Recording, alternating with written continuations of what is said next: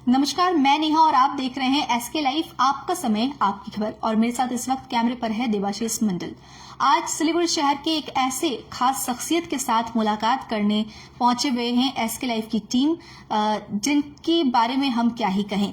कई दफा इनसे हम रूबरू होते रहते हैं, समाज कल्याण कार्यों को लेकर के, सेवामूलक कार्यों को लेकर के, तो कभी माइक्रो आर्ट के जगत में। और सिलीगुड़ी शहर के लिए एक काफी गौरव की बात यह है कि सिलीगुड़ी शहर के एकमात्र माइक्रो आर्टिस्ट जिन्होंने माइक्रो आर्ट को बचा के रखा हुआ है और जिनकी उम्र 58 की लगभग हो चुकी है।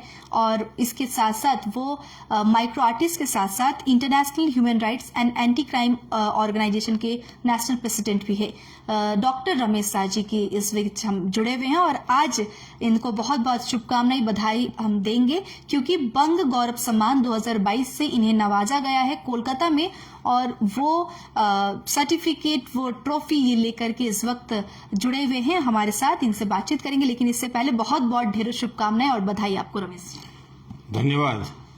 सबसे पहले तो एसके लाइव के सभी दर्शकों को मेरा नमस्कार है और आगामी दुर्गा पूजा के लिए अग्रिम शुभकामनाएं भी हैं जी। और आज हम लोग सबसे पहले देखना चाहेंगे, हमारे दर्शक भी अगर आप दिखाए तो ये सम्मान गौरवंग 2022 जो आपको नवाजा गया है। ये 18 तारीख को कोलकाता होटल हिंदुस्तान इंटरनेशनल में मुझे मिला है बंग गौरव सम्मान जी। तो ये हम आपको एक बार दिखा रहे हैं, आप देख ही सकते हैं कि ये सम्मान इन्हें मिला है कोलकाता में, उन्हें नवाजा गया है रमेश शाह जी को। और इसके साथ साथ और भी इन्हें एक सर्टिफिकेट और भी मिला है और ये सर्टिफिकेट बहुत अच्छा है। इसमें हमारे फ्रीडम फाइटर की तस्वीरें सब भी हैं और इन्हों भी इन महान हस्तियों को भी दिया गया जैसा लगता है। और यहाँ 13th अवार्ड सेरेमनी लिखा हुआ है, तो ये रहा और एक ट्रॉफी भी मिली है और ये ट्रॉफी भी मिली है। और इस बार के जो इस बार के जो बंग गौरव सम्मान था, इसमें मुख्य अतिथि हमारे नेताजी सुभाष चंद्र बोस के पौत्र नातिक हैं श्री चंद्र कुमार बोस, वो मौजूद थे। और बहुत सारे हस्तियां उन्हीं के हाथ से तो नहीं मिला, वो थोड़ा व्यस्त थे और प्राय कम से कम 30-40 अवार्डी को उन्होंने अवार्ड दिया उनके हाथों से। और मुझे ये सौभाग्य प्राप्त मिला कि उनसे मैं बात कर पाया, उनके साथ एक तस्वीर ले पाए। बिल्कुल, बहुत बहुत गर्व की बात हम सभी सिलीगुड़ी वासियों के लिए भी है, क्योंकि सिलीगुड़ी शहर का नाम ये इस तरीके से रोशन करते आए हुए हैं। तो कभी सरसों के दाने पर कहें, कभी एक चूल के केस की बात कहें तो इस पे तिरंगा बनाना, या फिर सरसों के दाने पर भारत का मैप बनाना, बहुत सारी कलाकारियां जो है लगातार हम लोग इनसे रूबरू होते रहते हैं, दिखाते रहते हैं। ये जो सम्मान आपको मिला है, क्या कहेंगे, कैसा लग रहा है? सम्मान जब मिलता है तो साथ साथ में हौसला भी बढ़ाता है। और मेरा हौसला अभी 50 ईयर्स का मैं हो गया हूँ और अभी भी हौसला मेरा पहले के जैसा ही है। मैं भी अभी लगातार माइक्रो आर्ट में काम करता हूँ। छोटे छोटे अभी तक काम करना मैंने बंद कर दिया है, लेकिन नेल आर्ट में अभी कर रहा हूँ। नेल आर्ट में बहुत सारे आर्ट मैंने किया है और मेरी जो आर्ट के जो खासियत यही है कि मेरे जो कलाकृति है ये देश के प्रति समर्पित किया है।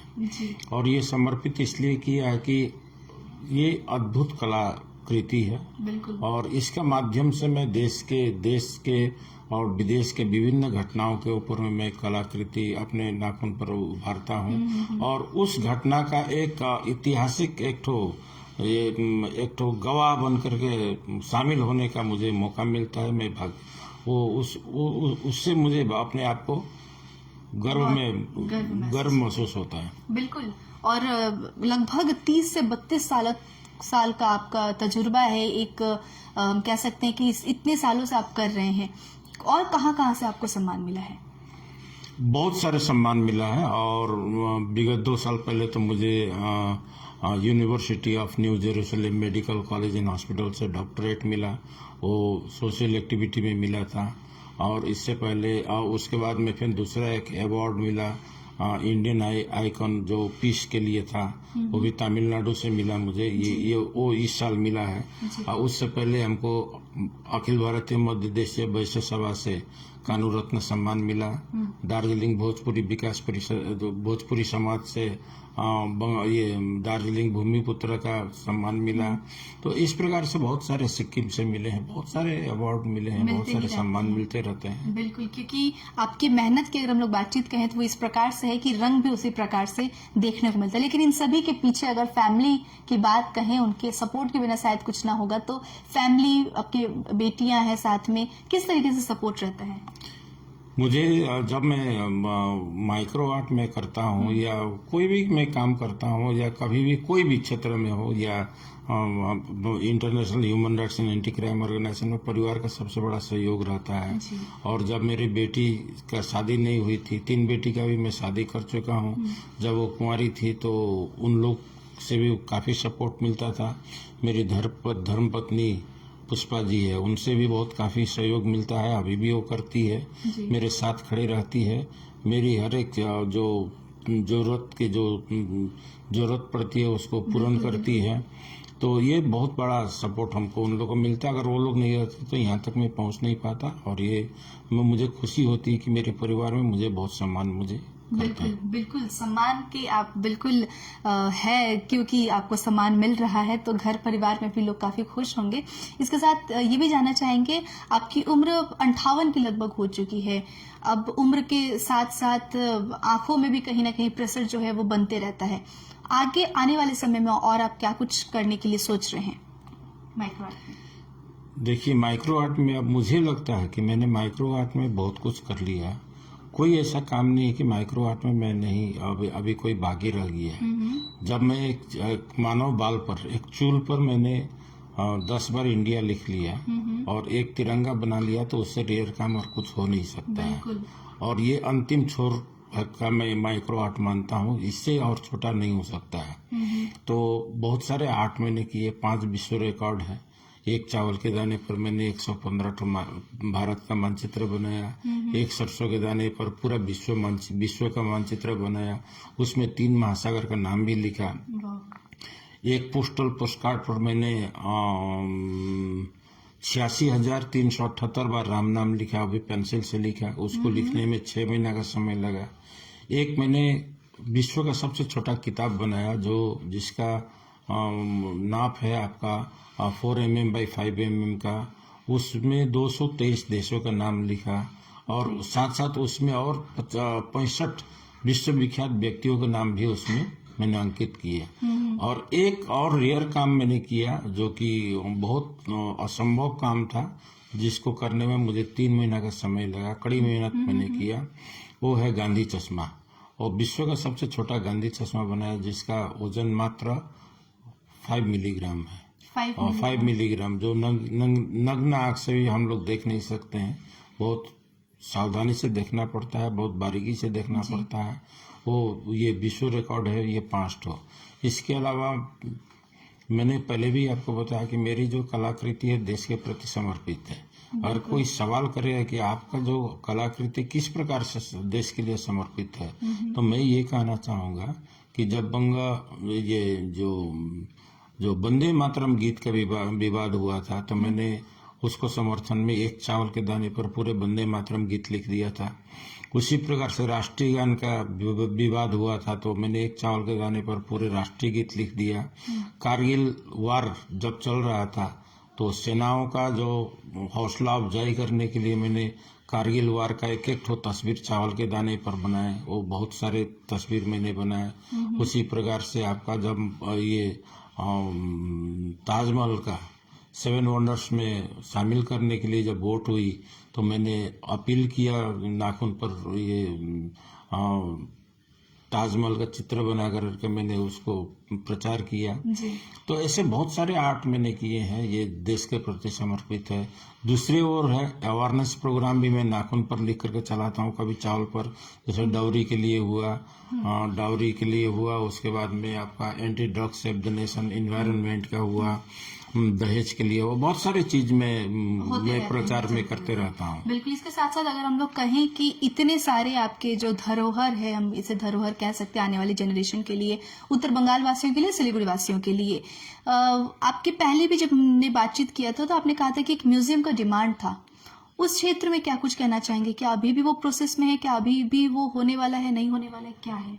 मुझे बहुत दुख है इस बात का कि आज 32 साल से मेरे पास में प्राय 2000 माइक्रो आर्ट है, जो बहुत रेयर माइक्रो आर्ट है।